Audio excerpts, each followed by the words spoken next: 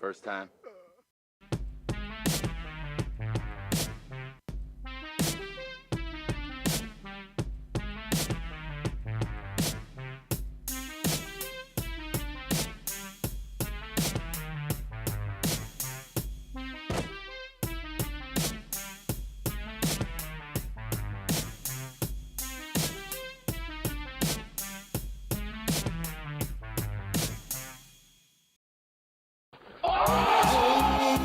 Fucking shit, this fucking timeline is lit all over.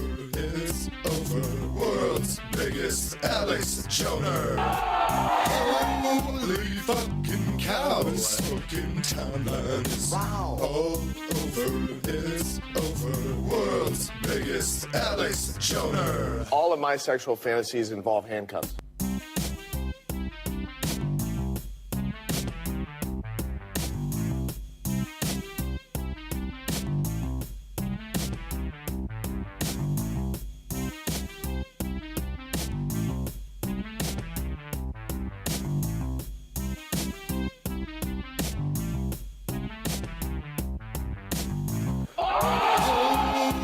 Fucking shit, this fucking timeline is lit all over.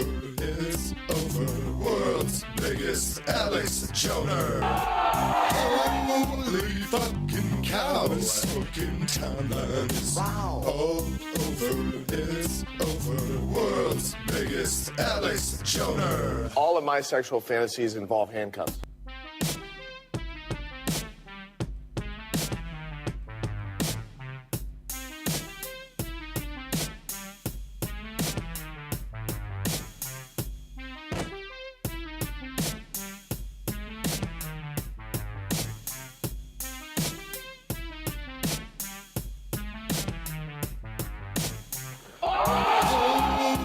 Fucking shit, this fucking timeline is lit all over.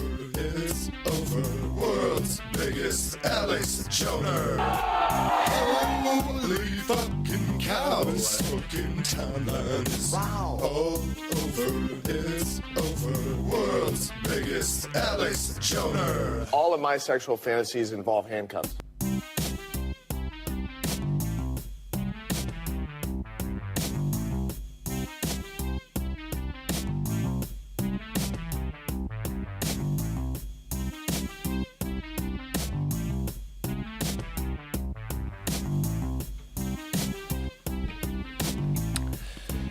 Oh, what's going on? Oh, he's peacing.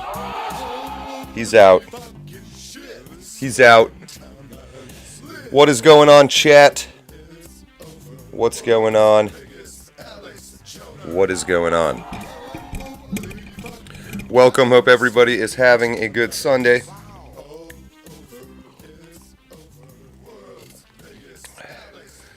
OCG is in the house. He runs away when I start talking, I've learned. I've got my brand new, though, Hard M mug from Dodger. Cheers. It's the hardest Emming cup that there is. The hardest one there is. So welcome. Welcome. Stream health seems to be good. We should be up now on all of the major platforms. Give me the 5x5 if the audio is good and all of that. Happy Sunday. Happy Sunday. I realize I might have got a little too aggressive with my exposure experimentation. Looking a little dark. But all hard M's are, I guess. So cheers. Thank you, Dodger, again. From the store on thirdcontinentalcongress.org. Oh, it's still got the sticker on the bottom, so you know it's legit. So you know it's legit, but welcome. Let me say what's going on. Circle Jerk 3cc, welcome back. Kenny, the Backwoodsman, welcome. David Wavid, welcome. Stephen Crump. Nordic Nora, welcome back. Oh, there he is. Dodger is in the house over there on Pilled. I actually only got this mug so far. The rest is coming, or I'd be wearing it. But there's a little bit more coming. I'm going to rep it ASAP. Christopher Emerson, thank you. Loud and clear. Suzanne, thank you. Loud and clear. Good morning and happy Sunday. Hard Emin over from Spearhand. Welcome back. Welcome back. I hope everybody had a decent week. I've been very busy and a lot coming on that front, but not a lot I'm going to talk about in this particular show. I guess we can shut that off, can't we? And settle in. There it is. To some of our nice background jungle music. Oh man, developments in the Trump situation, although possibly a troll. Maybe that's been confirmed already today.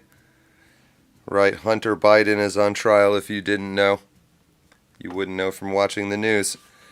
Hunter Biden is on trial. There was the old aircraft carrier strike, maybe by the Houthis. Very curious myself who Trump is going to pick for VP. I think that's what we're going to start off with today. We're going to put it to you madmen of who we think the VP pick is going to be. Genuinely curious your thoughts there as well. Reminder, you can watch this on all of the major platforms. Pick your poison. The chat should be integrated from any of them, including X on screen. And I'm realizing X is always the fun one.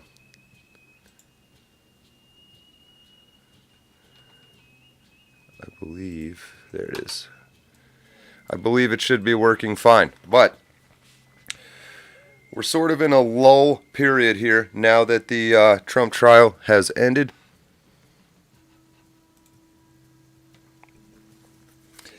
And it feels a little bit like we're struggling to invent the news to some degree. It's all the same big stuff. It is Putin and Ukraine. It is Israel and Gaza and everybody else. It is Trump being thrown in jail, not being thrown in jail. I don't know. But I am the most curious to start with, as sort of a Sunday wake-up, who we think the VP pick is going to be. Who we think it's going to be. Yes, I've been harm-emming all week.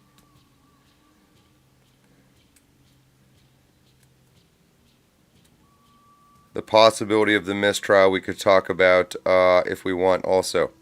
Maybe we'll kind of try to talk about both at the same time. Burgum for the win. He apparently looks exactly like George Washington, which I found out, which is incredible. So he better throw the powdered wig on, and then Burgum's got my vote. He's got my vote. Will be the you-know-whats Robert Byrd was talking about this whole time. Hillary for prison. We're all kind of just waking up. I get it. I'll fill you in. We're still working on the studio/whole project, everything there. Have a meeting on that tomorrow. We'll have an answer, I believe, in a little bit over a week. So that should be fun to get that set up in June, ideally. And then we're really going to take off. What else? I don't want to tease anything too much that I haven't already teased. I think I've hit a point of teasing. This is the worst filler content fucking ever. Sorry about that. I've hit a point of teasing, though, where I think the next thing I want you to see of most of the shit I've mentioned is the actual shit. So I've really got nothing for you there. When is the next faction stream? It's a great question. Mockler, a user in the Gilded channel, a bunch of shit happening there too. Got to talk about that. Mockler has whipped up a literal program that we can use that plots people a little bit better. He's working on adding a save game feature to it. And then we were going to probably start playing that one. It's a lot better than what I've been doing. Also, I don't see why we couldn't offer it for some sort of download. Or to have us all do it independently and then sort of average out the positions and see where they end up. It could be fun.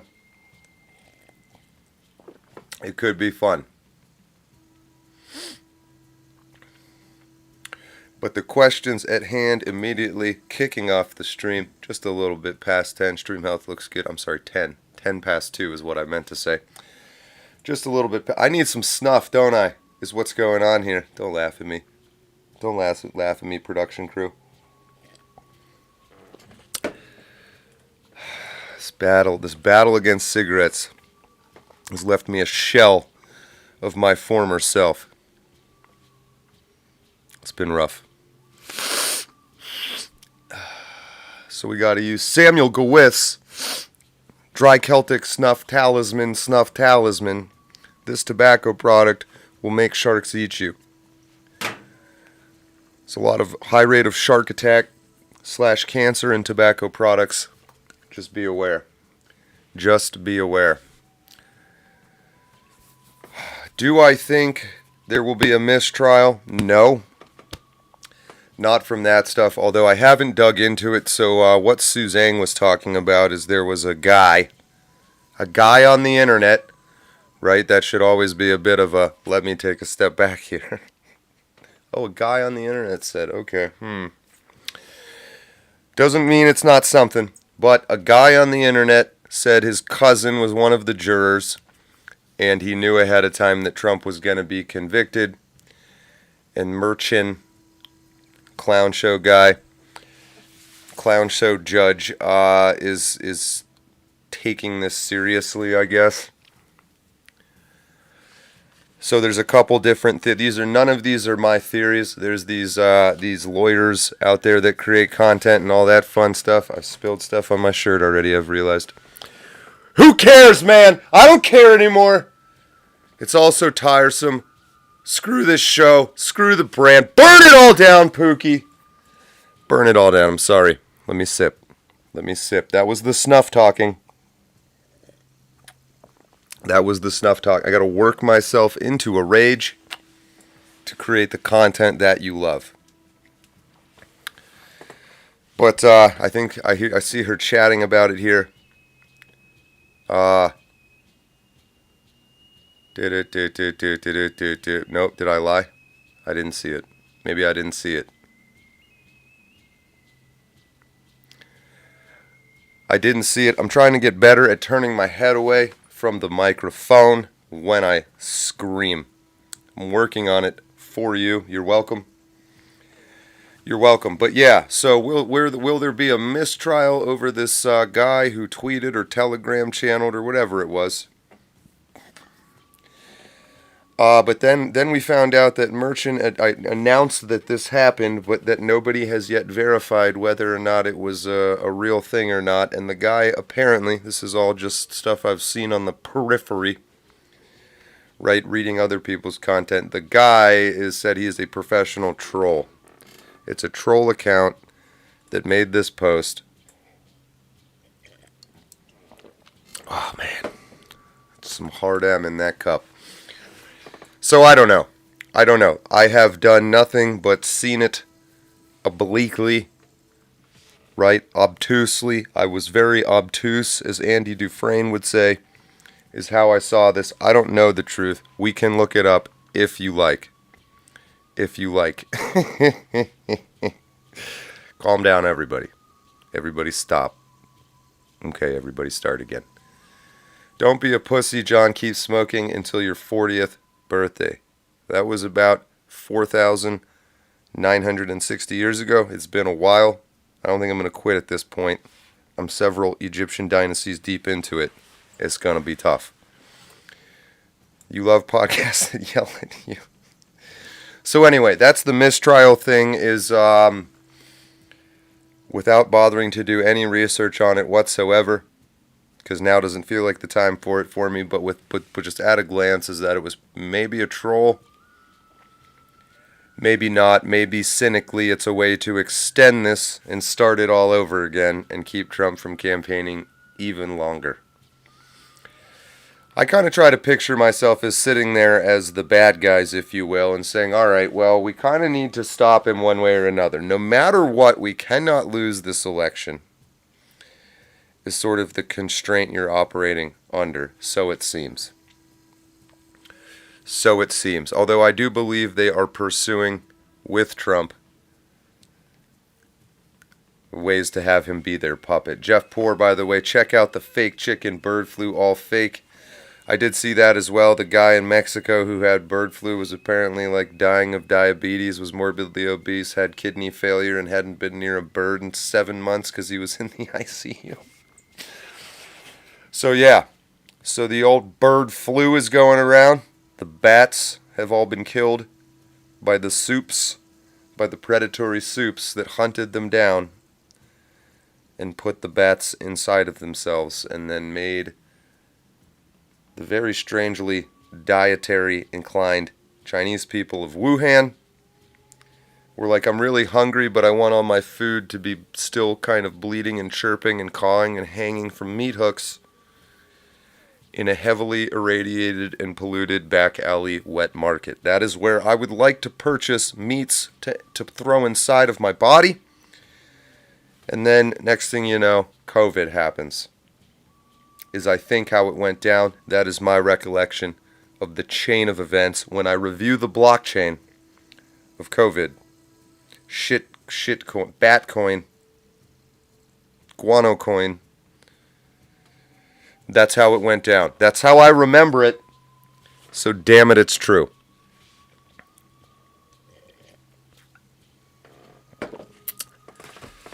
So the mistrial thing, this isn't, by the way, I wouldn't call this performance art, but my expressed lack of interest in whether this comment from this juror's cousin is something worth caring about.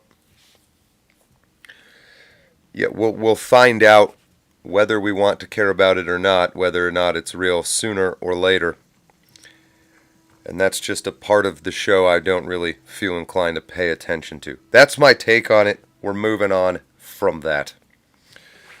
But I think this is probably the sort of last lull in the storm before it starts getting really hardcore, unless they somehow do string this all out and keep Trump from campaigning all the way up until the election, which very well may happen. But we'll cross that bridge when we get there. And even if he can't, I think there'll be rallies and things like that. So, working on trying to get Trump down to our neck of the woods. How cool would that be? We'll get him on 3cc. Mr. President, can you imagine Trump sitting right there, right here where the self-aware Harambe phone is chilling? This could be you, Mr. President. This could be you. We'll see what we can do about that.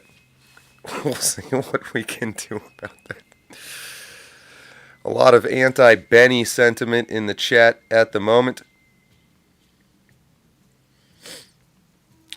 Oh, I'm just kind of scanning them here real quick. Donald the Hard M Trump. That's what it's kind of... So when I say trying to turn Trump into their puppet to some degree, he just got, 100 million, I think, from Israel or something like that. It's a strange time. If you watch me, if you're a regular viewer, you know I have a very not pro-Israel. But I do believe Trump is being a politician. And if we can see that angle, then surely he can.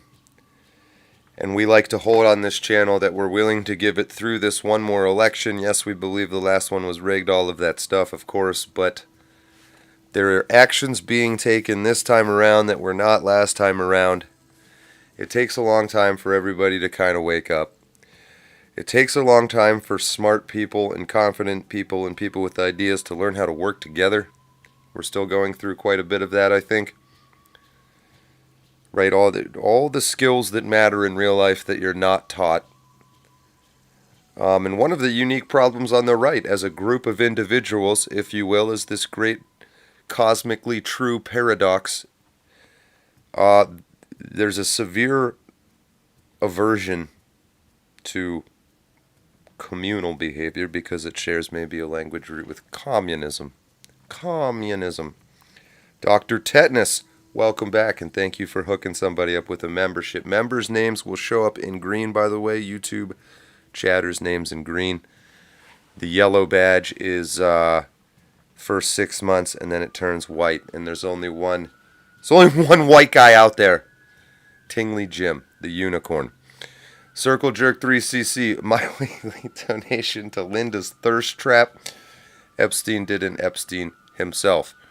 We're due for another big 3cc group chat, by the way. I've been doing and trying to move fast on getting us a more stable internet situation before we pick that back up.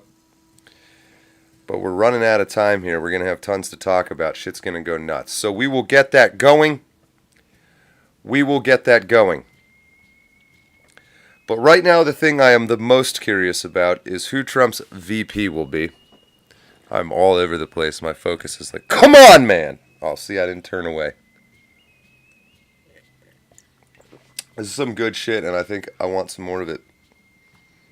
Slave.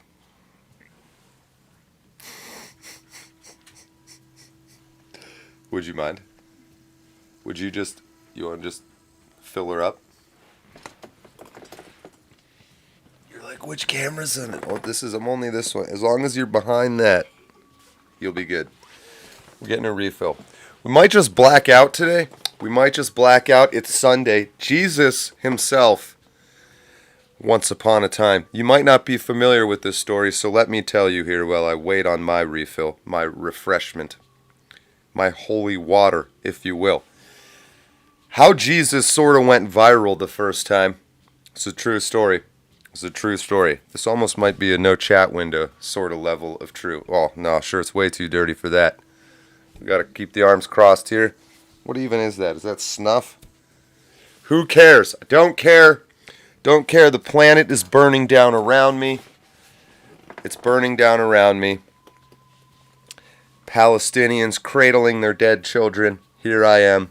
Snuff on my shirt. You're right, I have it harder. I see what you're saying, chat. I recognize your point. Good point. For a second there, almost made the fatal mistake of putting Palestinian children here in the cleanliness of my American clothing product here. And let's get that straightened back out. Thank you very much. Thank you. True story about Jesus. This is in the documentary about him on Netflix, The Bible. He was a young content creator, right? Doing mostly like ASMR carpentry type videos. His first viral moment, people were like, I don't know who it was.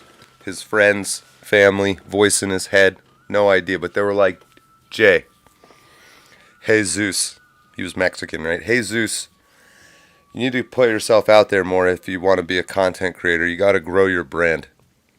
You need to go to events, scheduled events, community events, right? Events.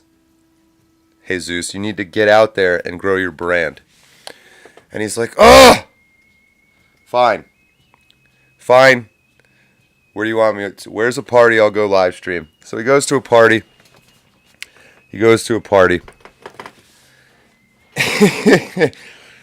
And sure enough, his party sucks. Alright, he's like, why did I waste my time coming here? These fucking guys are drinking water. Okay, is this a dry fret?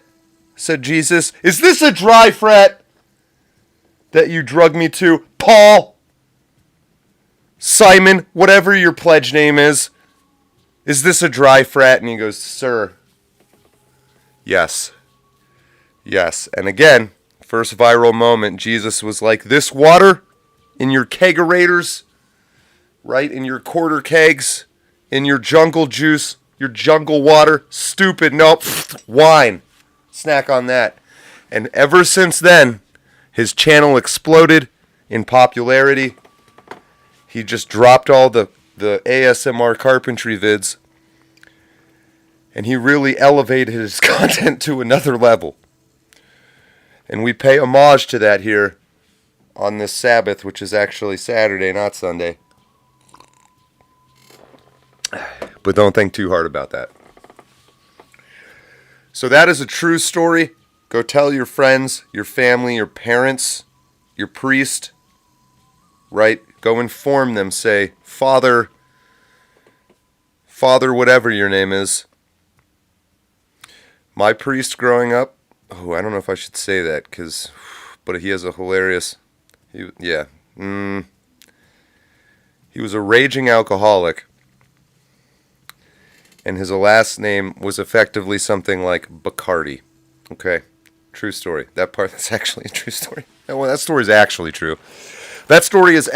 true. Jesus' first viral moment on TikTok, he was a party animal. A lot of people don't realize this. I've told you my favorite Jesus story. My favorite Jesus YouTube video is when he goes into the temple and just beats the shit out of everybody. Okay, that's my favorite channel, Jesus channel YouTube video. But pretty high up there on the list is when he kicked off his whole brand by saying, water? Nah. Nah. Wine, dog. Wine. And it's just been, and I don't know where he ended up, but I imagine it was a great party along the way with a happy ending. It is also tiresome. We do what we can to find some humor in it, but we're trapped once again on this roller coaster, if you will. We're like in the bottom of one of the dumb dips, and when it kind of re-engages the chain, and then you got like a 40-minute ride at a very small angle, because this is an old roller coaster, can't really handle that lift ratio, right? And you just kind of chin, chin, chin, chin, chin. That's what it feels like right now. You're going slow as shit, but you're going up towards the top of a cliff, and you know it. And you know it. Yeah, I see in the chat, I've never understood why South Americans just adopted the name Jesus so readily. Like, you'll never meet a white person named Jesus. You will not meet one. On the other side of that coin is you probably really won't meet a lot of white dudes named Adolf these days either. So it's like on the extreme ends of the white name curve. You just end up right in the middle. That's like Steve, Robert. Say, why you guys have such boring names? It's because, well, you got Jesus or Adolf. Those might be on the same end. It's really hard to tell. What if we could run back time, but you could swap out the apostles for any people from history? That'd be a fun game like Factions. Apostles, like you choose any 12 famous people from history, substitute them in as the apostles, and then run the simulation and see what kind of Christianity you end up with. Mockler, if you're out there. If you're out there, Mockler, I've got another game for you. I'm the new Sid Meier, whatever that dude's name is, just cranking out game ideas. I think we might have a whole game studio ready to go. I'd play that game, Apostles. I would play it, just saying. Just saying. There he is! Tingley, with the white, I can't believe it. It's like talking about unicorns stepping outside, and there's one standing there.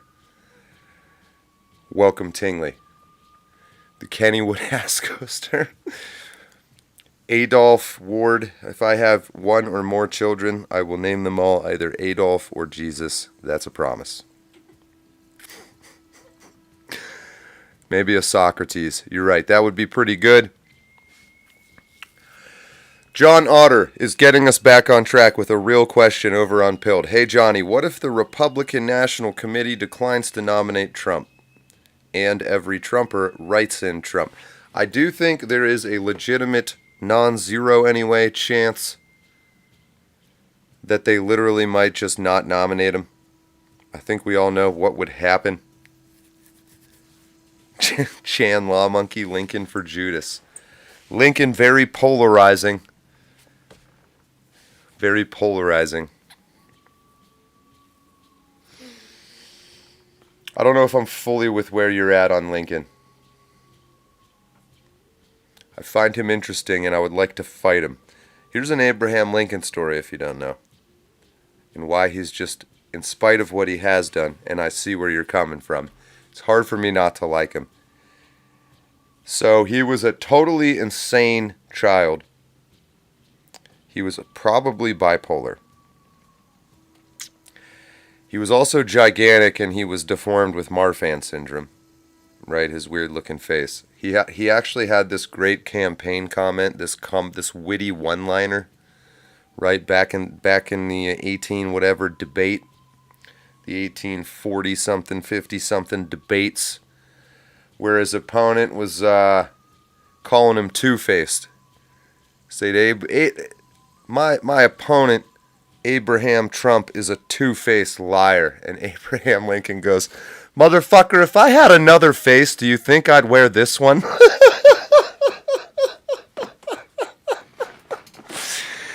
If I had another option, do you think I'd be this? And that very well may have sealed the deal for Abraham Lincoln's first election. But anyway, when he was a young child, like teenage, early 12 to 15 years old, supposedly Abraham Lincoln spent his time wandering around the woods, sobbing uncontrollably while composing poetry and chopping down large wooden life forms with a gigantic axe. He was 6'4", which compared to the people of those times, he might as well have been Shaq. Okay, so a white, hideously deformed, like Sloth or Chunk or whatever from the Goonies. Chunk is the fat kid. Sloth, I think, is the deformed. He was Sloth.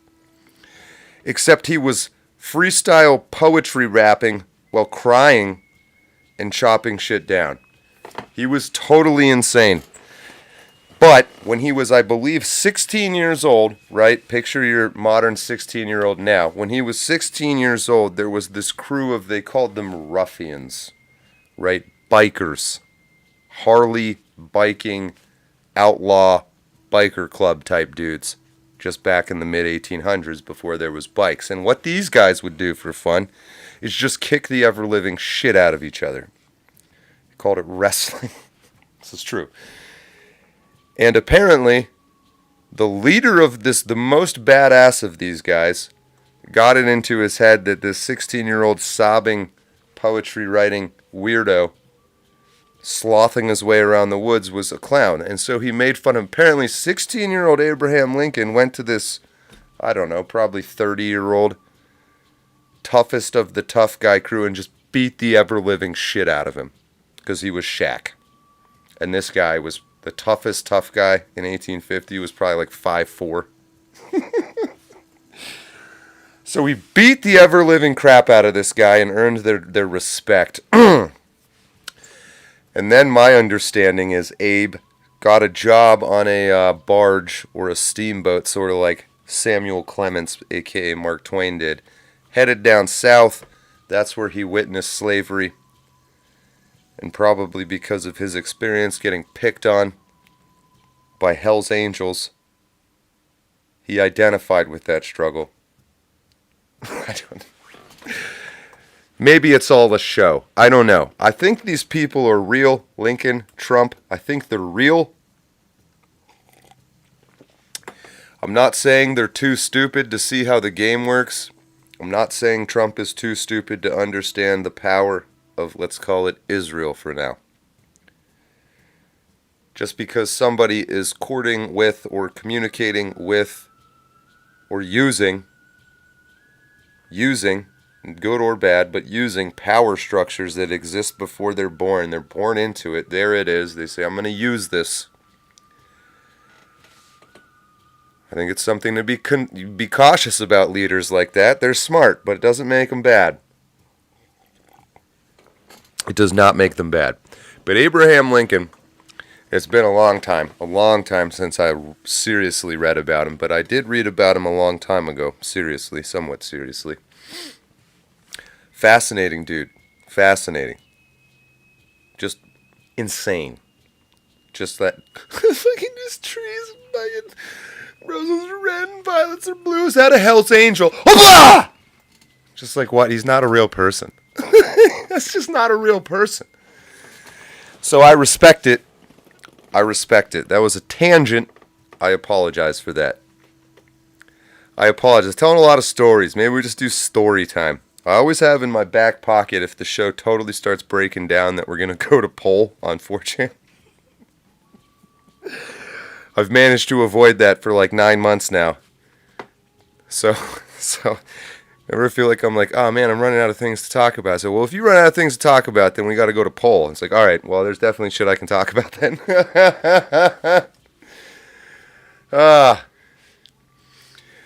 Scott Halloween, welcome on Rumble. Lincoln started global warming, that fucking tree killer. I know I slightly modified your comment, but that's essentially what you said. Big if true. Lincoln wrote about how blacks were inferior to whites. Oh, him and black people, wild. Lincoln wanted to send them all to Africa I believe something in the. I don't know if the inferior part is true. I'm not saying it isn't true. Maybe that is true. But I do know that he thought they were incompatible with America and that we should send them either to, I believe, South America or back to Africa.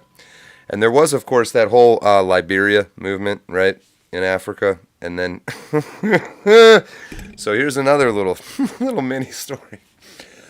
There was a good chunk of the freed slaves who did return to Africa. They created a country. They called it Liberia. It lasted like one generation. 2 generations later, the powerful, wealthy, black former slave people enslaved everybody else.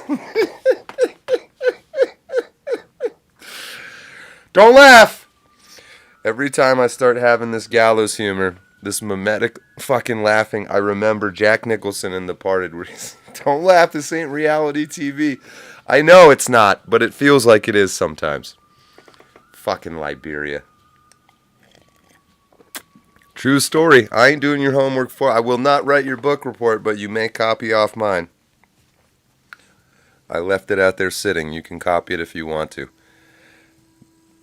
It's all tiresome. It's all fake and gay, as they say.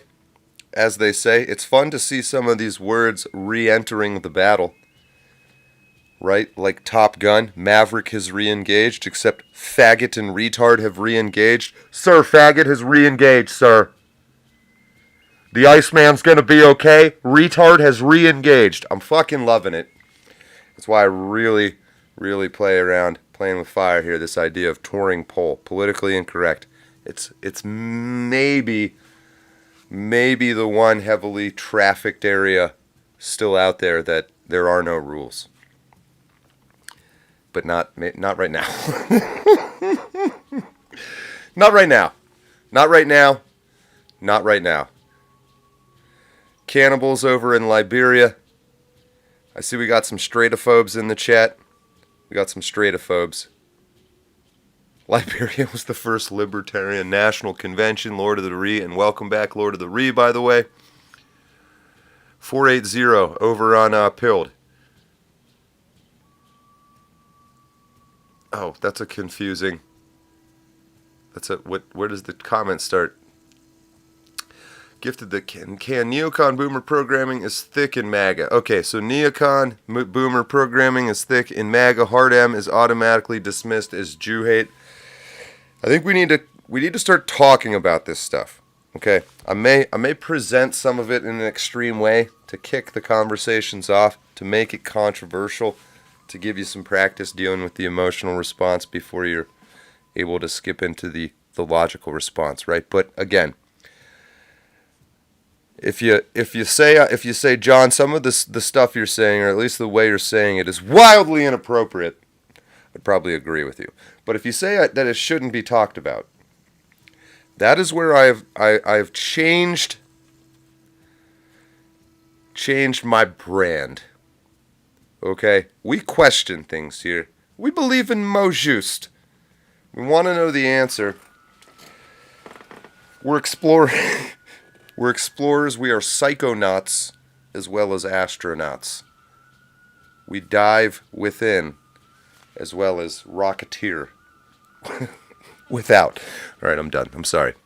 I need some of this juice.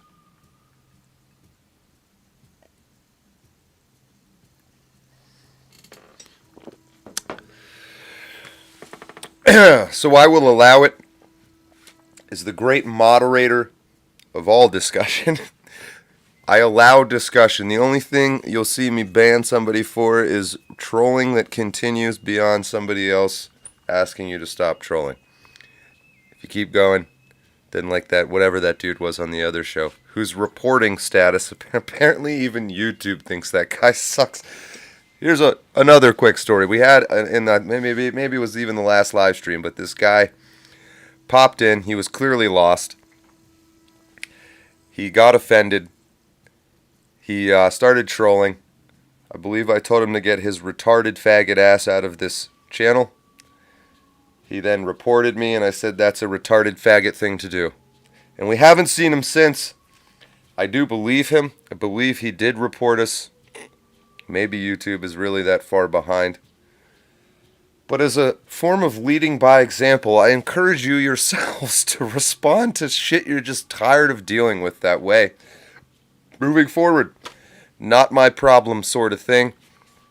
I am done forever ever helping somebody that is a different color or sexual orientation than me just because they are, just because their life is so hard. Nope. Zero more help. No more money to charity. Any checkout counter I go to, I give nothing to their little scam. Do you want to give $1? I'm pretty much done with tipping. Again, nothing personal. It's really not personal. But my wallet got clamped down. Not one dime is going to go help some fucking retard make a finger painting. Ever again. Never again. If you can make a rocket, go make it. You don't need my money.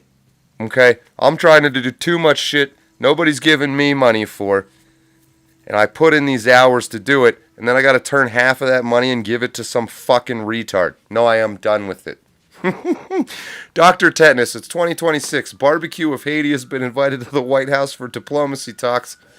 He is offended by McDonald's. 6 of 30 makeshift rafts. 6 of 30 of the Haitian presidential delegation rafts made it to Florida on Saturday. Fortunately, one of the 6 did have the president/warlord/ mayor of Bullet Town, mayor of the Bullet Farm, or whatever that Mad Max shit is called. We will take a moment of silence that his breeder boat was lost. Right? Furiosa, great at driving trucks, not a strong swimmer.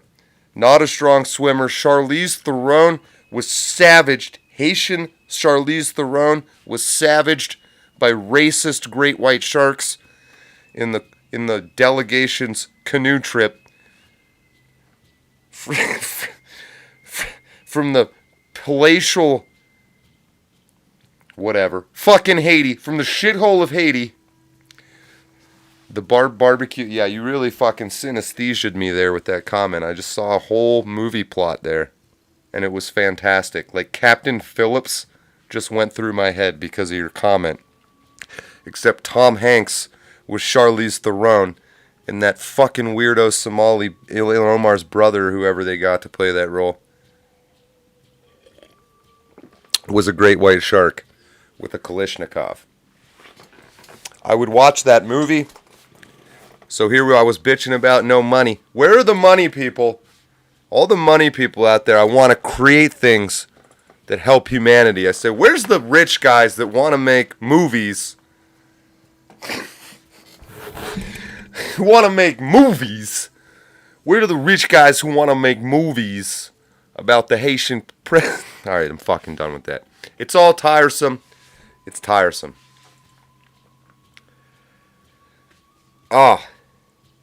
90% of your donation goes to Spearhand gets it.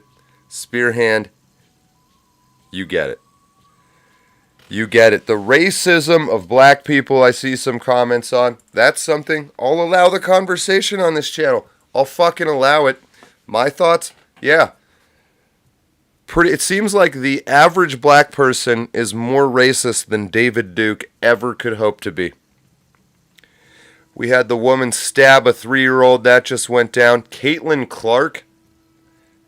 I still ain't gonna fucking watch women's basketball, but damn it, I'll pretend to be upset about it because I'm supposed to be some kind of influencer.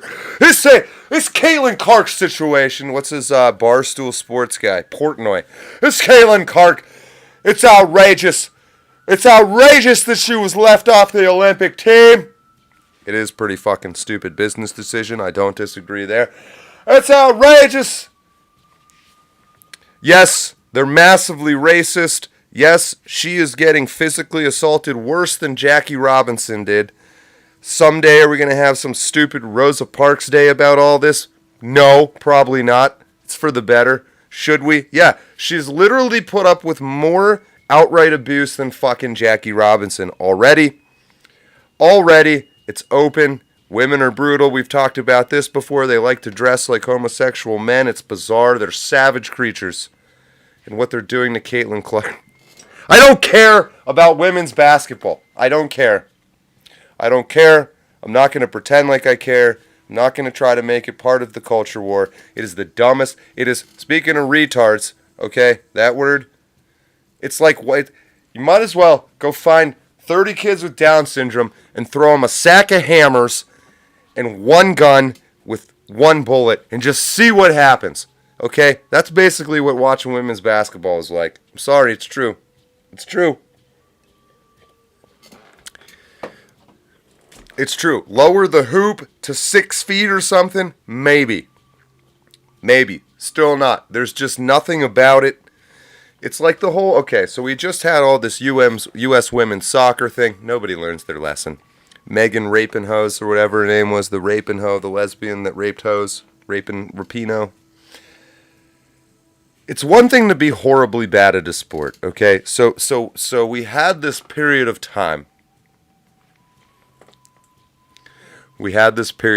I'm getting this voice in my head that is like, don't go down this road, John. And every time I get that voice, I'm like, voice, you know as soon as I hear you say that what's going to happen. And we're going to talk about the absurdity, the absurd, borderline civilization-ending stupidity of women's sports. We're going to talk about it.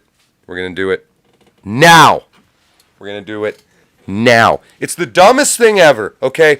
I pay money, if I paid money to watch sports, which I don't, but if I were going to, if I was going to pay Munchie, if I was going to pay money to watch someone take a shit, which I wouldn't, but let's imagine I'm just the kind of person who's thrilled by the mental capacity and the physical strength of people shitting. And I want to pay money to watch it. Well, you'll be goddamned if I'm not going to watch the best shitter on the planet. All right, I want to watch Raphael-esque shit movements. All right, I want that toilet paper to be hand-plucked horsehair brushes. And I want the shit to swirl. I want to be like, have a fucking golden ratio spiral overlaid the top of the toilet bowl with 7 cameras. And be like, nope, you didn't get the golden ratio on the flush. You suck at shitting. Fuck you, LeBron. LeBron probably would be good at it. Let's be fair. Okay, but point being, if you're gonna pay money to watch something as a form of entertainment, you want to watch the best version of that thing. Or, this is the paradox, you want to watch the worst fucking possible form of that. Just a total clown show. So you either want to watch Michael Jordan, you want to watch 5 Michael Jordans playing 5 other Michael Jordans, maybe Larry Bird's in there, or you want to watch a bunch of midgets riding tigers playing basketball. It's one or the other, but everything in between is terrible. Okay, and there's this fucking sweet spot of terrible, which is, so the worse it is, the better it gets, the less they care, right? So if the midgets are like seriously trying to win, it's not as entertaining. Although, if like one of them cares a lot and the rest don't care, then it can be pretty fun. So it's this complex interaction of variables, as you're starting to see. Okay, I've thought about this a lot. This isn't some offhand mean comment. So, holy shit, breaking character a lot today. You want to see the Detroit Pistons shitting on fucking LeBron James or something, just incredible basketball, or you want to see the worst possible basketball ever? What the WNBA gives you, and pretty much women's sports in general, is it maximizes that fucking variable of how much their self-importance, their fucking ego. Okay, so we're going to watch whatever sport, basketball, let's pick for the WNBA. We're going to watch women's basketball. Okay, you've got maximum ego. The ego has just fucking turned out to be hilariously bad. They all are God's gift to lesbian women and basketball hoops or something. I don't know. That's fine. That level, that Michael Jordan ego, I'm going to be the greatest basketball player who ever exists, that's fine. But what I'm watching from people who act like that better be the fucking best basketball I've ever seen. Okay? You get maximum soap opera drama, stupid shit. The level needs to be monstrous in order to be able to tolerate. Here's a great example of this same thing happening. The regular NBA or the NFL, kneel ball, right? fucking Antonio Brown type shit. Even when the level is that high, Terrell Owens from back in the day, you can be that good and people still won't fucking watch it because you're just that irritating. So you have Terrell Owens' level of being irritating to watch. Just everything about every WNBA player, apparently, is just horribly unlikable. Just like the female women's soccer team. It's like the majority of the United States, by the end of the Women's Soccer World Cup, was rooting against the women's team. Of Americans in soccer. That's fucking incredible. Like, unbelievably hated. And and that Megan Rapinoe, whatever, like, yeah, in her immediate circle with her agent and the fucking people that make money off of her, yeah, I'm sure she's well liked. I'm sure she is. Everyone else fucking hates her. And so the entire WNBA appears to be populated by black Megan Rapinoes. That's the best way I can describe it. And so the product that they're offering, they say, hey, we want your money, here's the product. It's a bunch of fucking the most egotistical people you've ever imagined, and they are worse at basketball than midgets riding tigers. I don't know if you ever watched a WNBA highlight. It is bad. It's not like, oh, that was a bad play. That was a bad strategy. It's like literally shooting the ball over the fucking backboard and not hitting anything. Or shooting a layup into the bottom of the shit you don't see boys do past the age of like 8. Like once boys hit 8, it's like, I'm just going to stop chucking the ball from directly below the hoop. I'm just going to be aware of where my body's positioned because I'm 8 years old now and I can process this level of math. So just like, 3 times in a row now, says 7-year-old Steve, little white retard. 3 times in a row I've chucked the ball straight up. Oh, it doesn't go through that way. I'm going to stop doing that! The WNBA is still not at that level yet. The WNBA is still wrestling with the strategy of bounce the ball, it hits the ground, it will return, have your hand be where it's going to return to as you're dribbling so that you can make more than one dribble in a row. They're still working on that part. Like, it's so bad. They say lower the hoop or whatever. No, it won't make a difference when you can't fucking dribble. It is the lowest skill fucking stupid shit. I can't even run right now. Okay, I cannot run. I smoke it's not a fitness thing. I smoke so many cigarettes. I'm about to start coughing just from screaming right now. And I think I could go out there and just dominate the best 7-foot tall female center in the WNBA. And I'm willing to do it right now if people don't believe me. I'm a little over 6 feet. Get me someone a fucking foot taller than me in world-class physical conditioning, and I will dominate them. The one riding the private plane, the one fucking hip-checking, whatever her name is, the white girl I'm supposed to care about who I don't. No, I'd dominate. No, she can run, so she'd probably take me out. Let's be fair. I cannot move. I can't move. I can't move. And I think, and I'm unironically saying, not egotistically, not trolling, not for the meme, I'm the best WNBA center on the planet. John Ward is the best WNBA player center on the planet right now. With lacking the ability to run or move or jump, or my lungs will collapse. Because I can do something none of them can do, which is look above my head, and if there's an obstacle in the way, my brain will be like, don't throw a ball up through fucking metal rim. It won't go through there, come down back through the rim. My team won't score points. That would be dumb. No, I have way beyond them. Just light. They are doing addition still. I'm doing combinatorics. It's just a different universe.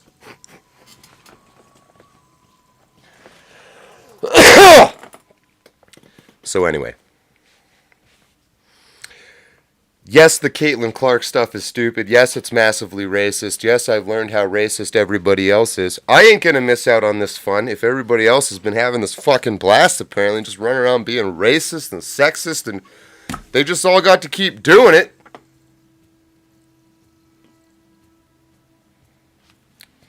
Why wasn't I invited? It kind of makes me, it makes me sad. It makes me want to go out in the woods and sob and write poetry and chop down shit with a fucking axe. It's how it makes me feel.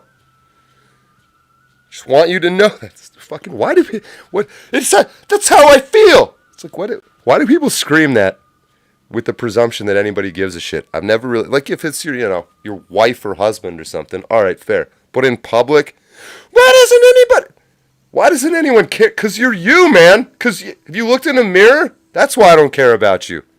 Jesus. I'm also the best center in the WNBA, so suck my ego. I mean, I don't have time for fucking losers. I'm a WNBA center.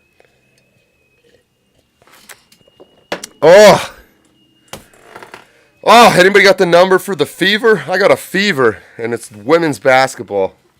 I think I'd be allowed to play now. Honestly, I wouldn't even need to shave. I think we should pursue this. I could make $60,000, $70,000 a year. Would get to fly on private planes, though. Or would get to fly on private planes. Oh. Sorry about that, folks. Folks, I apologize, folks. I know, I had the forehead vein going really well. I've been working on the forehead and neck veins.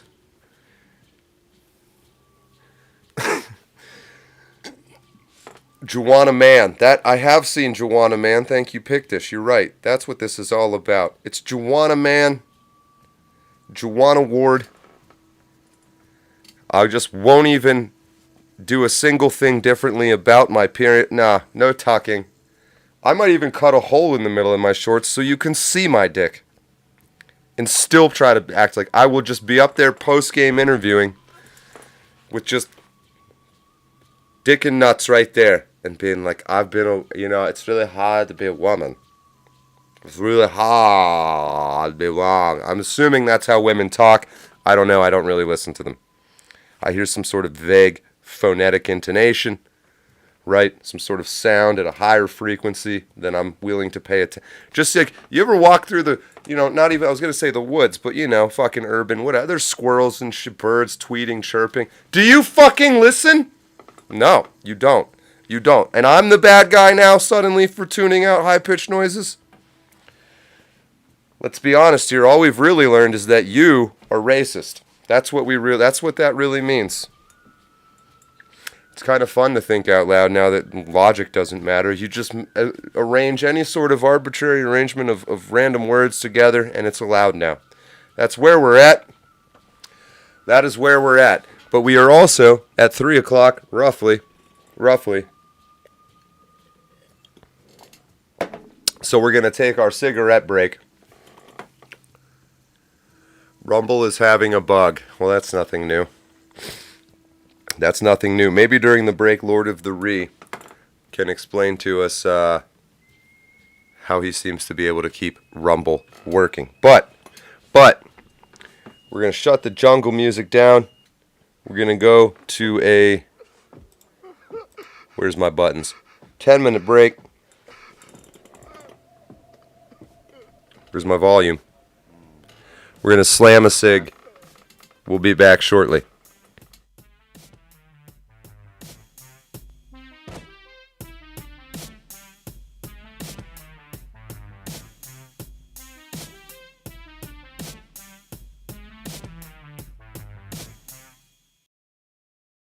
Holy fucking shit! This fucking timeline is lit all over. It's over. World's biggest Alex Joner. Holy fucking cow! This fucking timeline is all over. It's over. World's biggest Alex Joner. All of my sexual fantasies involve handcuffs.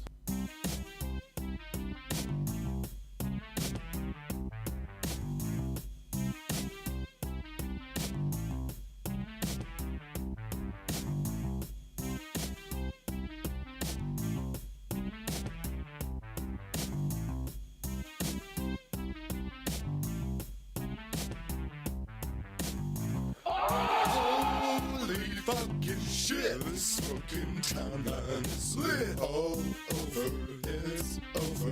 World's biggest Alex Joner. Holy fucking cow. The smoking timeline is all over, it's over. World's biggest Alex Joner. All of my sexual fantasies involve handcuffs.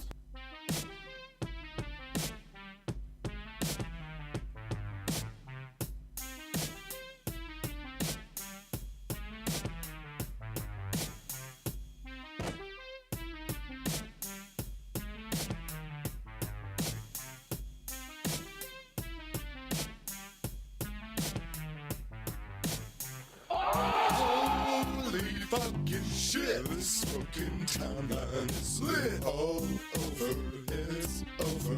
World's biggest Alex Joner. Holy fucking cow. The smoking timeline is all over, it's over. World's biggest Alex Joner. All of my sexual fantasies involve handcuffs.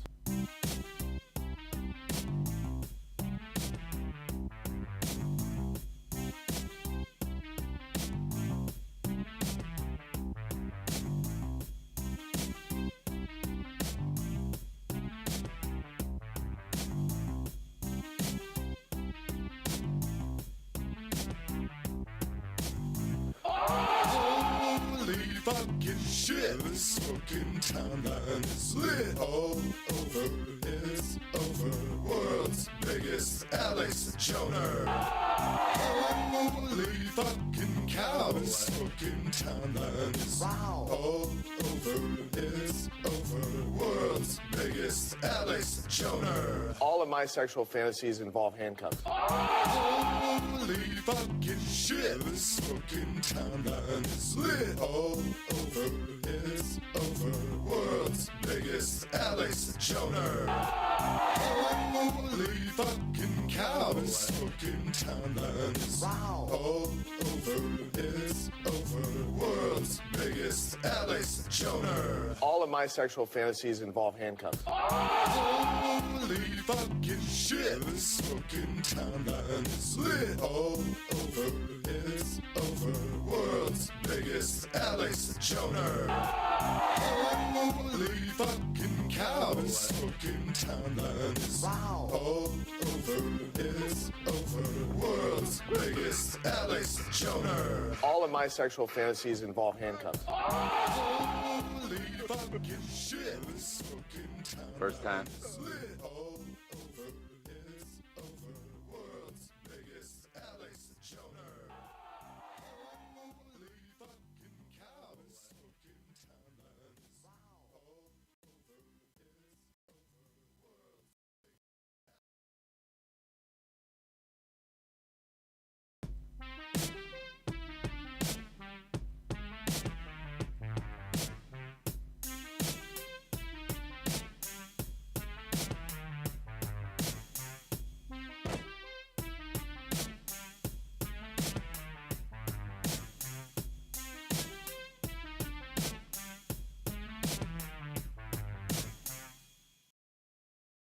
Holy fucking shit. The smoking timeline is lit. All over, it's over. World's biggest Alex Joner. Holy fucking cow. The smoking timeline is all over, it's over. World's biggest Alex Joner. All of my sexual fantasies involve handcuffs.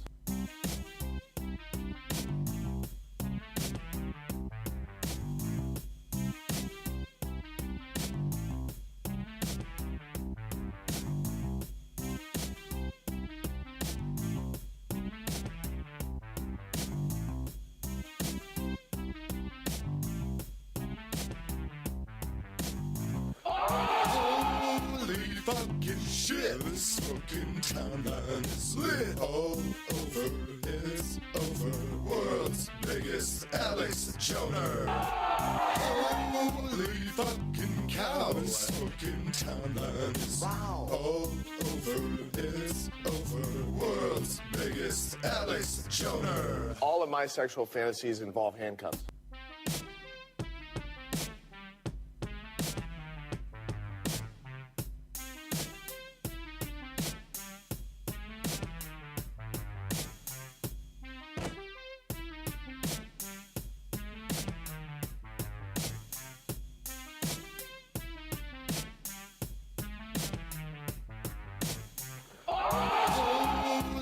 fucking shit. This fucking timeline is lit. All over, it's over.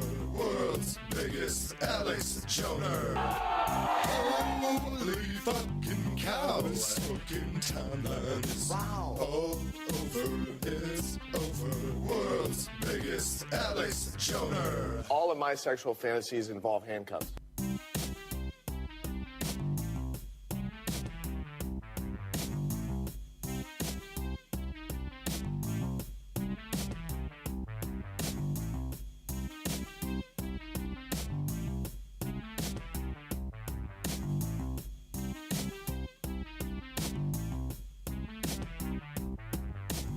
Holy fucking shit. This fucking timeline is lit. All over, it's over. World's biggest Alex Joner. Holy fucking cow. This fucking timeline is all over. Everybody calm down. World famous WNBA superstar center John Ward is back. I'm back. Just had a very serious chat with the image consultants. I said, guys, you gotta give it to me straight. I know I'm very intimidating, but are we getting out of line here? And what I usually like to hear from them in those moments is, yes, horribly, like at the beginning of the show, you got out of line and you've just been fucking reverse Sisyphusing downwards. Many people don't know this, but I spent a good chunk of my immortality. Right, everybody knows Sisyphus has to push the rock over and over up the hill. I was punished for a time by Zeus by having to stand next to Sisyphus, but just fucking dive off a cliff over and over again. But it was too much fun. It was too much fun, and they removed that privilege from my Elysium subscription. So I Orpheused my way back up, and here we are. Here we are. It's just been mythological since then. It's been mythological. I was trying to say reverse Sisyphus. I don't know what I actually said. Because this juice is strong. This juice is just invading my mind, brainwashing me, just making me believe things I don't normally believe. This juice in this cup. I get that juice in me. I get all fired up. The logic goes out the window. The emotional thinking starts. Next thing you know, I'm two-hand dunking on an 8-foot hoop on primetime television for the Los Angeles Lesbians or whatever they're called. Whatever they're called, I'm their best player. I don't know the name of the team. I don't know a single WNBA player's name other than Caitlin Clark. God, they're bad. I stood the whole segment. I was like, they're so fucking bad. Maybe we should pull up a WNBA highlight. It's really bad, though. It'll ruin your day. It's so, all joking aside, it's bad.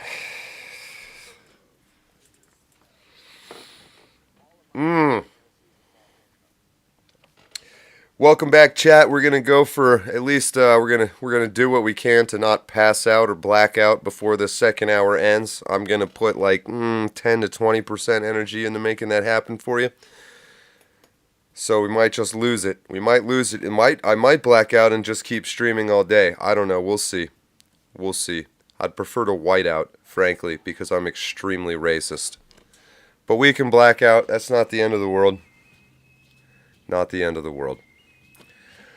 Oh, about an hour ago, I was asking you, I said the first topic we're gonna start with today is who do you think Trump's VP is going to be? And next thing you know, it's an hour later, we're blackout drunk, we're ranting about how bad the WNBA sucks. That is why you come to one of the greatest content creators on the internet, John Ward. John Ward, who I'd say is me, except I'm not really here.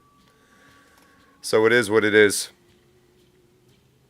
Joshua Burner, welcome back, by the way. It's a matter of perspective. It's very well put. Very well put, but maybe we can kind of try to pivot here back to something with a modicum of seriousness, which is, I wasn't sobbing over Caitlin Clark, by the way. I'm trying to get my eyes reacclimated to contacts. So I don't know why I'm funny. Why that part was funny. So about once every 2 hours, I gotta fucking dump fucking the Pacific Ocean into my eyes, where they start falling out. But it's a matter of perspective. Jockstrap and a man bun. Don't even need I wouldn't change a thing about my appearance. I'd go in short hair, fully bearded. Say my name is Brittany Grimery or something. Brittany Grimer. Oh, man. Okay, that's a hard name to break down there. Vakrin Hart. There's a lot of vowels in there. Val Hart 4. I predict he'll pick a black guy. Strategical. Like Tim Scott. I don't know. I see what you're saying. I think people have wisened up. Maybe too much. But maybe. I find it hard to believe he'll pick someone just because they're black. Nationless Nationalist says, Auslander Rouse. I wish I knew what that meant. I don't speak Spanish, but I'll try to break it down. Auslander, aus, and then Rouse has aus. So something like out, outlander, foreigner, get the fuck out. That's a guess, though. Great song. Might remix that for the third album. I call it the White Album. I saw that. What was that? What are you doing there?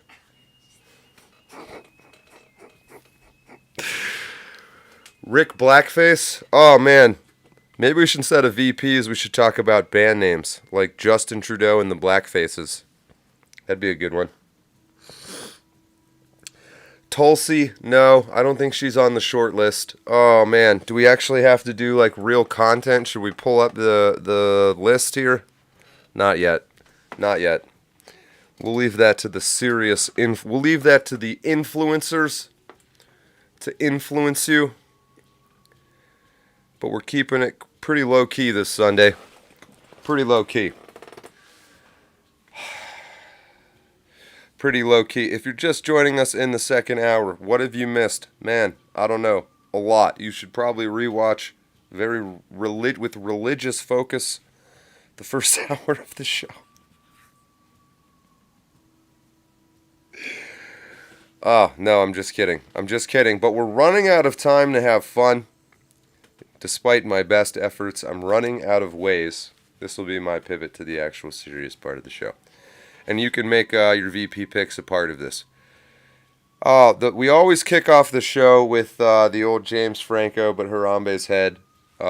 First time. Gallows humor. Great term, right? You're the kind of guy who the noose is being put around your neck as you're about to be hung for a crime you didn't commit, and you just can't help but laugh about the absurdity of it all. It's a bit of a cope. Because at the end of that, you are dead. But it's kept us going. I've had a suspicion for some time, probably since the beginning, that we would know we've reached the inflection point when we stop being able to laugh about it. Can definitely still laugh about it, but very different than 2016 or even 2020. The degree to which it has stopped being funny, or still is funny, but in a much more sinister way, is concerning is the wrong word. It's not a negative thing, I don't think. I know the accelerationists are happy, right? Not stalling. Just trying to think of how to phrase this.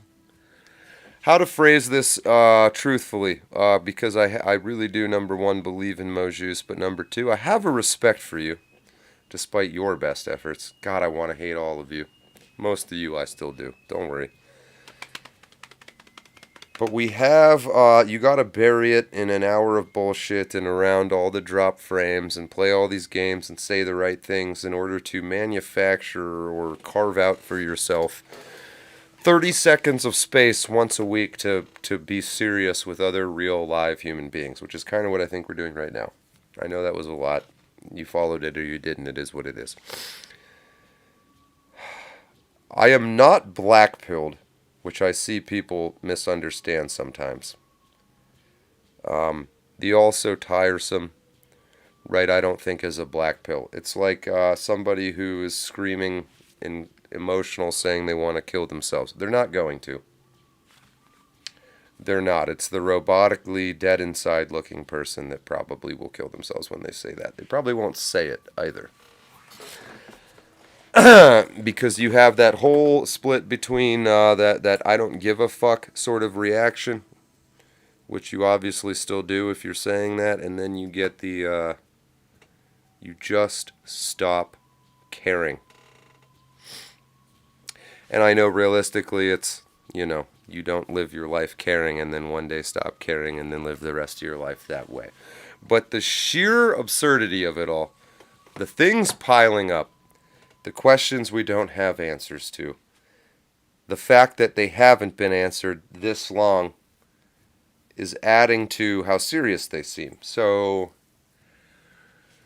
we joke about how stupid women's sports are and it's a just giant waste of resources and things like that, but that is one of many different things that fall into that sort of wasteful, ridiculous category, that the species as a whole has ADD of some kind and has just totally lost its ability to focus its attention in constructive ways.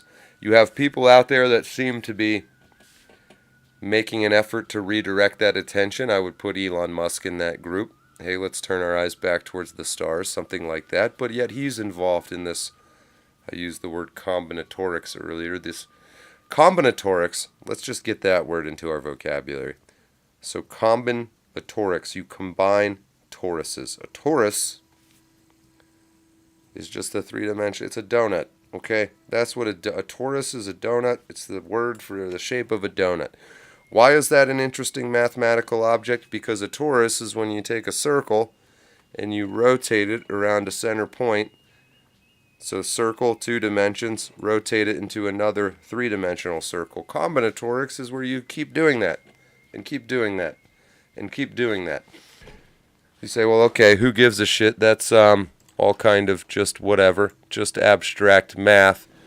If you want to care, an exceptionally simple theory of everything. Kind of the great pursuit of physics at the moment is a TOE, a theory of everything. And this was years ago now. Oh, there it was right there on archive. So some random physics PhD who quit physics and became a surfer in Hawaii or something wrote this. It's quite old now. When I say quite old, where's the year? 2007. There was a number of problems with this theory that prevented it from really gaining a lot of traction, like predicting particles that don't actually exist sort of thing. But what this guy did, Garrett Lisi, was he took a circle and then he rotated it and then he rotated that and then he rotated that. And after so many steps of doing that,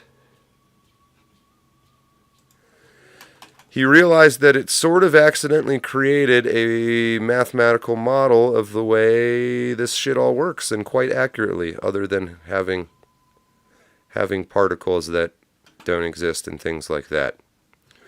This is beyond my mathematical knowledge for what it's worth. Lie groups, things like that. Combinatorics. Okay, but it's very interesting math. It's the idea of cycles within cycles within cycles within cycles within cycles. Here you go. The E8 root system, with each root assigned to an elementary particle field. Yeah, I'm with you, Garrett. Thanks, Garrett. How interesting. How interesting. How interesting. So math, maybe not so boring after all. What's this shit popping out? I've seen some symbols like that before. Anyway, combinatorics, spelled thusly. Pretty easy word to remember in my opinion. You combine toruses. I bet there's some mathematicians out there right now like, you fucking retard. Yes, I have a linguistic understanding. Oh, look, DNA. Oh, look at that. Oh, look. Oh, fun. It's fucking, I'm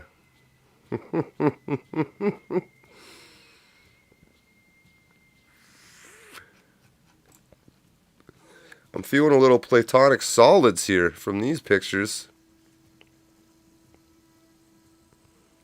Boolean true. Anyway.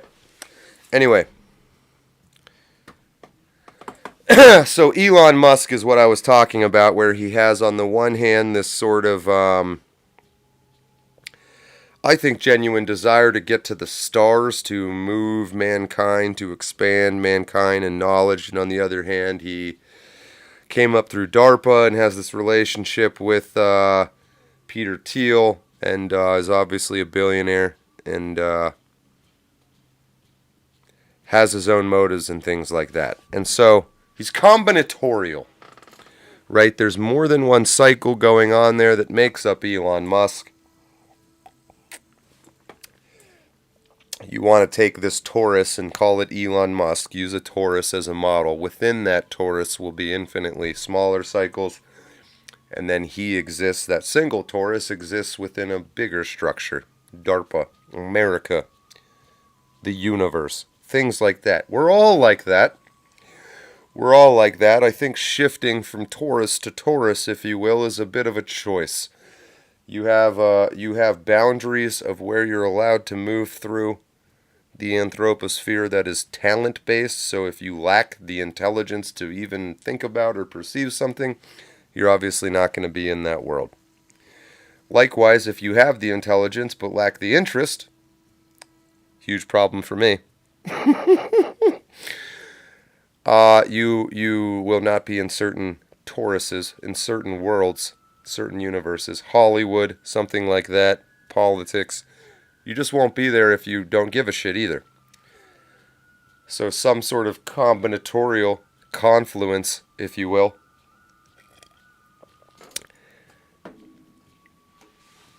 Maybe that's one we got to do real quick too. I use the word confluence a lot.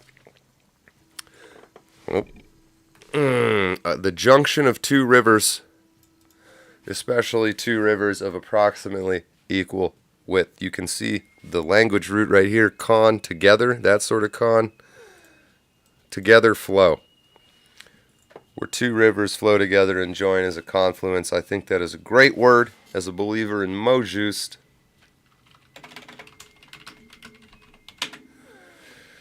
the exactly right word or phrasing is what Mojust means. So whenever I feel or see two different people, two different ideas, two different things flowing together and joining synergistically, if you will, into some sort of bigger river that is the sum of the two rivers, but it's also a different thing. Right, you couldn't test the water downstream of that single big river and be able to separate out what made up the two different rivers. You'd have no way of knowing. So confluence, Mojust, combinatorics. I got something out of this show. If I didn't, damn it, you did. So anyway, if you want an honest take from somebody who doesn't play this stupid fucking influencer game, it's that. I think it's all very combinatorial and confluential, maybe? Who cares? Doesn't matter. I don't think Elon Musk could even answer you honestly in any given moment, so you could ask him again. This is what people are combinatorial. You could ask him first thing in the morning when he wakes up. You could ask him right before he has breakfast. You could ask him after he has breakfast. You could ask him right before or after his dog gets hit by a car. right? Or his mother dies or something. You just don't know what Elon Musk you're going to be asking this question to, just using him, but this could be anybody. And you say, what's your real goal here? What are you up to? What are you doing? And pretending he answered you truthfully. Let's just make him, we'll constrain him in this thought experiment that he must answer truthfully. And he must be Elon Musk. And I must ask him the same question over and over in this thought experiment, but in different times of day. Otherwise, the same guy. You'd still get different fucking answers from him. So I do just kind of think that's how it works. We were talking jokingly about Lincoln before, but it's why I can't totally write off Lincoln. I don't necessarily believe he's this black and white cartoon. I would say I believe there's some sort of sinister organization or organizations. But I think it's more combinatorial than it is all or nothing. Oop. I was looking for the chat. There it is. Yeah, rapids, eddies, currents, and undertow. Fluid dynamics. My kid's future, it's clear hair implants are awesome. Right, again, how different we might look at Elon Musk if he lived just 100 years ago, where he wouldn't be able to have hair. Markets and moto, category theory, yeah, information theory. The whole point is, I don't know that I believe any one of these. Honestly, when I look at the this is answering markets and moto here because he gave I think a serious answer to what I'm talking about, which is nice. And I don't ever master any one of these subjects because every time you start to master something, I believe. So you say category theory, you might say combinatorics, you might say group theory or set theory, right, or whatever. The fundamental underlying thing is there is this stuff out there that you're trying to make sense of. And so, bang, you've just set up two axioms. One, out there stuff, and two, me trying to make sense of it. From that, no matter how you slice it, you're going to get an object and an observer because you assumed them. You assumed them. I do tend to believe that is how it works. That is the right model to use. I think what we call life or energy, which I kind of am starting to believe are the same thing, arises, if you will, from an interaction between two different things. It is a conversation. It is alive. A conversion, a conversation. That's a little reality take there if anyone gives a shit. But you're right. I mean, it's you're gonna get this stuff, and then you're there trying to think about it, and then you start, math, physics, chemistry, I don't know, group theory, set theory, categories, information. All of them will become a model. They have their own restrictions. They're self-imposed. Very often, I believe, when you look at it really hard, it's you self-impose them by the very model that you set up, right? But it's an interesting question, is there a way you can develop some sort of model? We were looking at Garrett Lisi's shockingly Star of Remfani or Star of David-y model he had going there, which works, by the way. That was a big deal for a while. Big deal. Doesn't match experimental observations, though. Not high enough for this conversation. But Spearhand there says, Elon has his own agenda. He does. He's also, I think, to some degree at the mercy of other people's agendas. We all are. I mean, some people are more free than others. But to some degree, that is just how it works. Right? If I want to go down the street 20 feet, I am to some degree dependent on there not being somebody else standing there shooting me in the face with a gun. As long as that guy's not there, then I can sure do that. But if you really think about it hard, there's nothing stopping anybody from being there with a gun. It's very interesting. And I think that's the sort of thinking that we're being thrust into right now. So what's sort of happening is you had, for most of our lives, if you're my age, let's say anywhere between 30 and 40, this sort of horrible but relatively functional daddy government that you, as much as you hated it, which I think you did, I did, you still had this sort of weird trust in it, in that it was something that was like, I don't know, a foundational part of your life. Not that it could be trusted.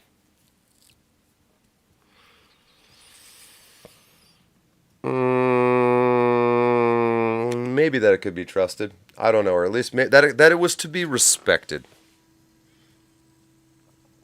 Okay, maybe that's a little bit better. How it feels when you grow up from childhood to adulthood is, you trust your parents, and they're gods. All adults are to some degree. And then you sort of lose the trust, when with the trust kind of goes the respect, and then suddenly you realize they're just people. And you've learned about yourself over this period of time as well, and you try to place yourself in this hierarchy that you've invented in your own mind, right? It is out there. But there's a lot of overlap, especially in America, right? There's not kings and queens and nobles. It's, one of the very cool things about America is that some fucking broke-ass piece of shit can just disrespect the shit out of a king, if he so chooses. If he so chooses. And I think most people that witnessed it would just kind of accept it as uniquely American. We are assholes. But if there's any place left on the planet that is a fertile enough soil to grow some sort of idea out of, it is the United States. It won't be much longer. They're doing everything they can. Okay, here's a white pill. All the immigration shit, what is the point? What's the rush? What's the hurry? The hurry is that people like you and I are still alive. We're a big problem. It is a big problem. Our problem is that in being independent thinkers, it's really fucking hard for us to work together. And so sooner or later, there has to be an agreement on the bad guy that we work together against, which is a form of the question, what is the problem? There will be no working together until that question is answered.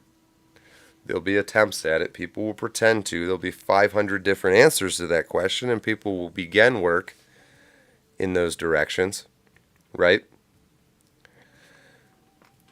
But there is a problem. If it's going to get solved, it's going to be solved by actions that directly counteract whatever that problem is, the variable X, the problem. It'll get fixed when the stuff that needs to be done to fix it gets done. That's the sound of one hand clapping is the sound of one hand clapping. It's not particularly helpful, but it is the truth. And so then here we are in pursuit of, okay, what is the problem? What is the shit that needs to get done to fix the problem? And I guarantee you it's not going to be stuff that makes you famous or cool or popular or wealthy. It's probably going to be as close to the opposite of any of that as humanly possible. That's my guess. That's my guess. But I don't mind doing it. I don't think a lot of you mind doing it. And I still think we have some time for us hard M's to continue to think about what is the problem.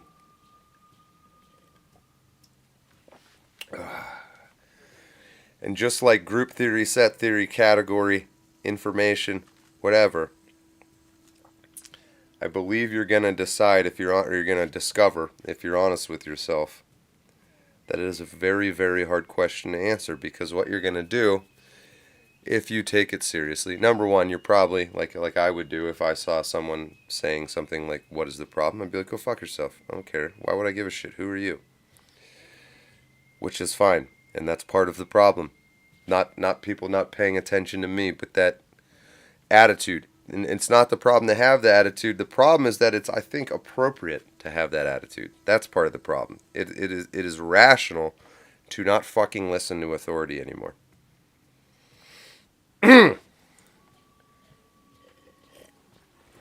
But what I guarantee you will not be able to do, if you haven't thought about this already, is answer that question quickly eloquently, articulately, and completely. And if you hold yourself to the standard of answering that question completely,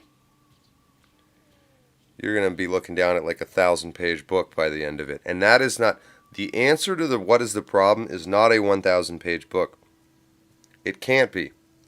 It's got to be something that it takes a genius to figure out, but a high school student could understand immediately if you told him. Like calculus is the example we like to use, right?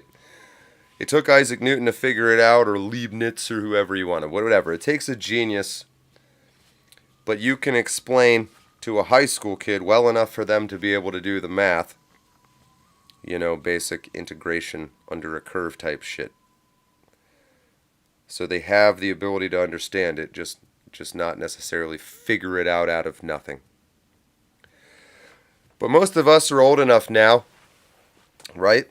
Bill Clinton, George W. Bush, Obama against Romney, McCain.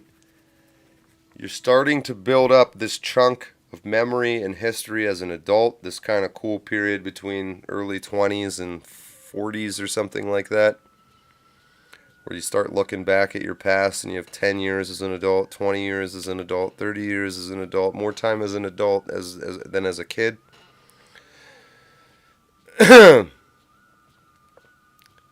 You hopefully stop really feeling the need for some sort of parental figure to be telling you what to do.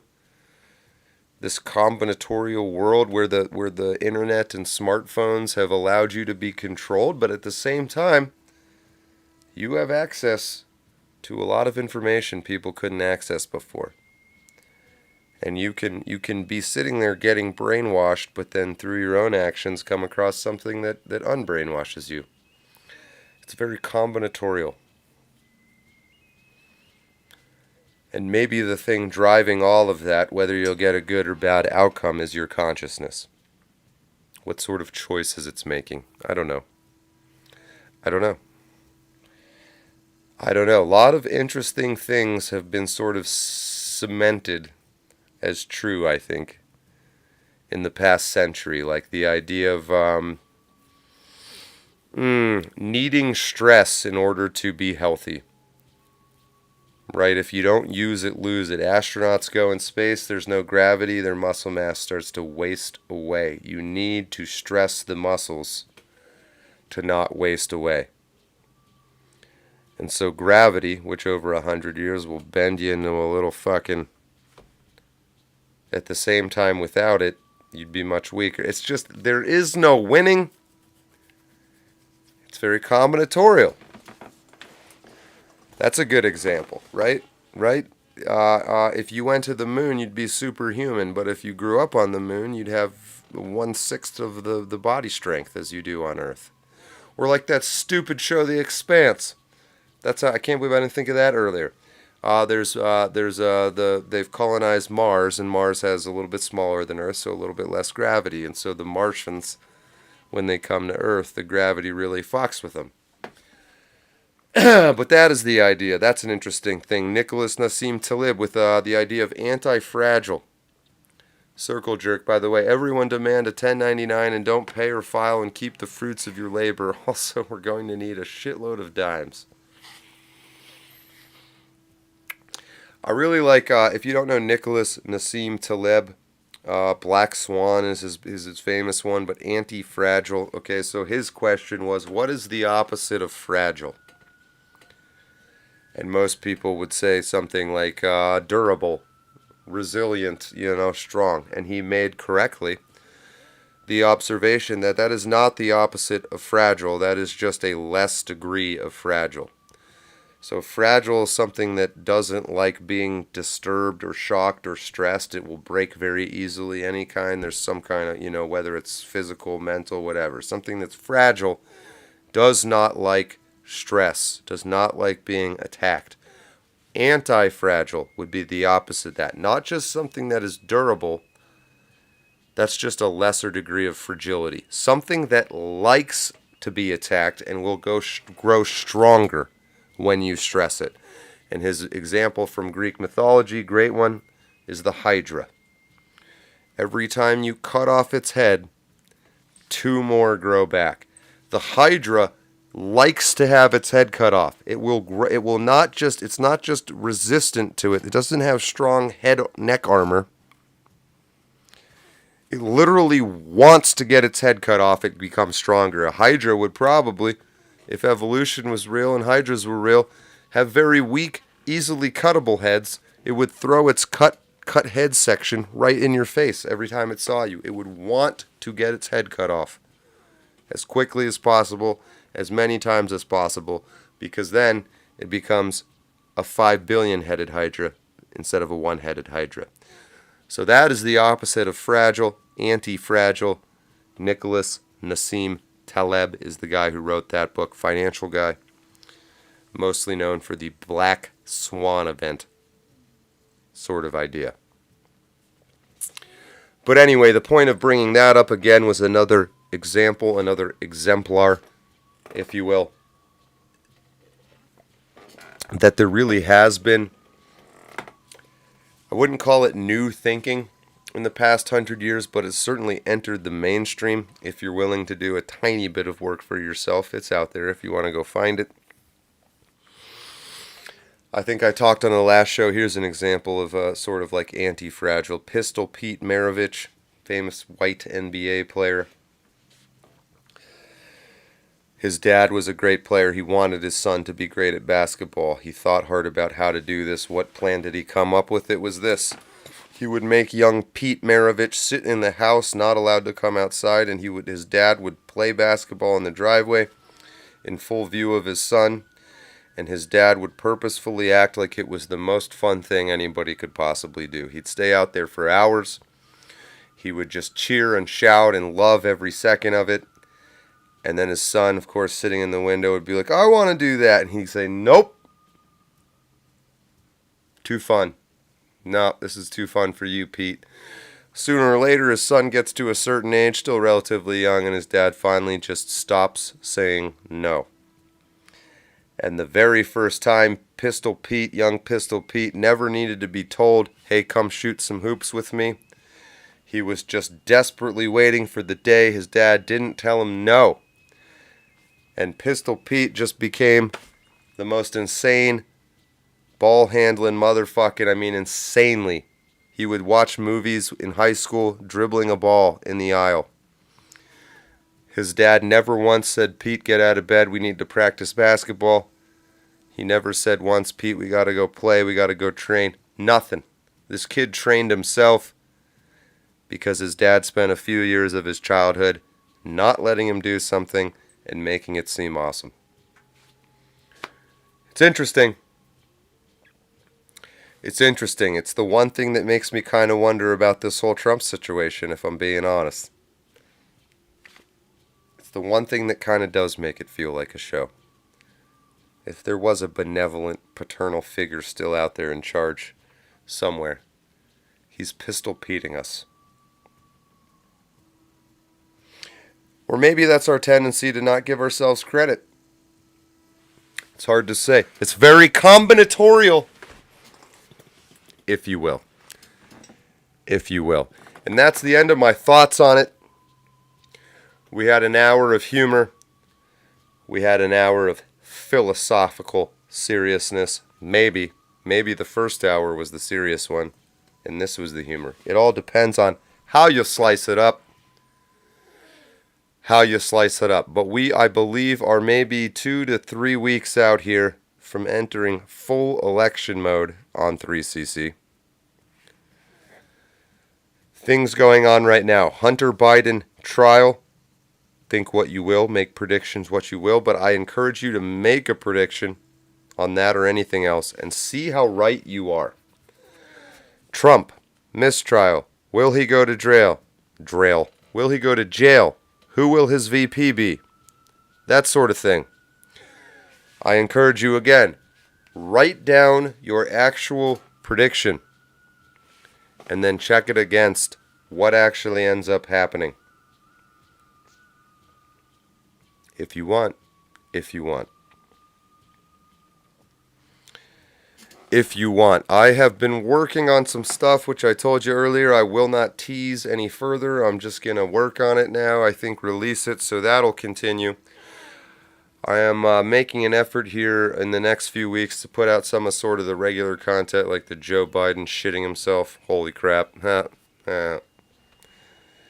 Yeah, speaking of it being tiresome. Speaking of asses, thank you, John Otter. That is an ass. Linda loves thirst trapping everybody. I like that phrase. That's a good one. Keep smoking, quit drinking. You don't know what's in this cup. Could be water. Could be water. I'm working on my acting, guys, for a reason. For a reason. I'm a terrible actor. Or maybe I'm really fucking good.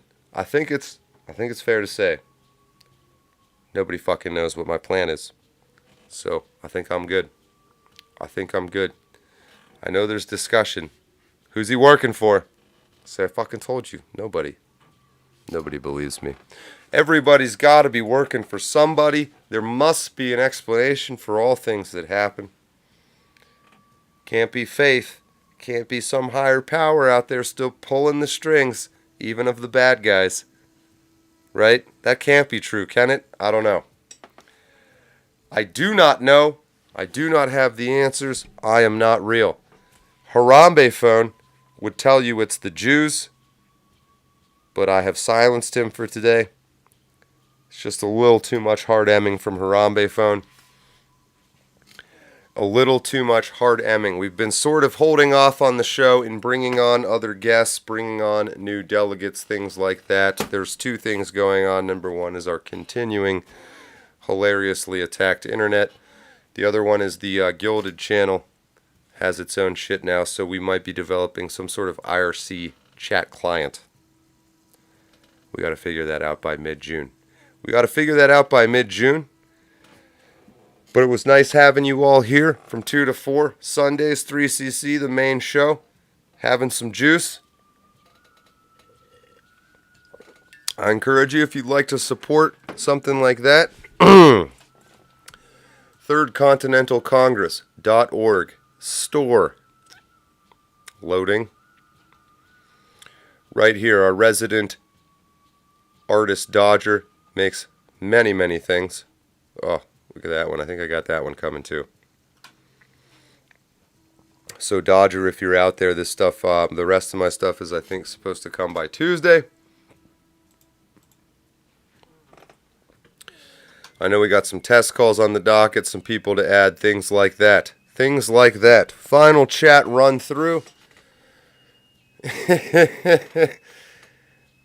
Over the target, huh? Yeah, no kidding. Let's keep going. Amen. I'm going to start bringing back some more guests and things like that.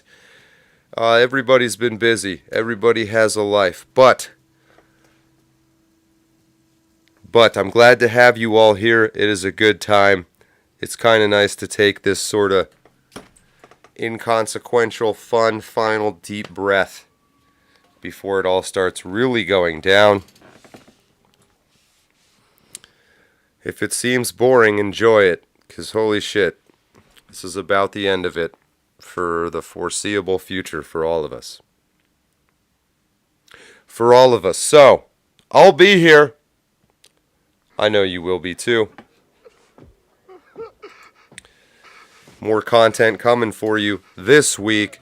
Live streams, maybe Hunter Biden, things like that. And of course, check the links for joining. If you'd like to be a delegate, I'm all for it. That is it for today. I am John Ward, and until next time, remember, you're a world champion. Don't let your memes be dreams.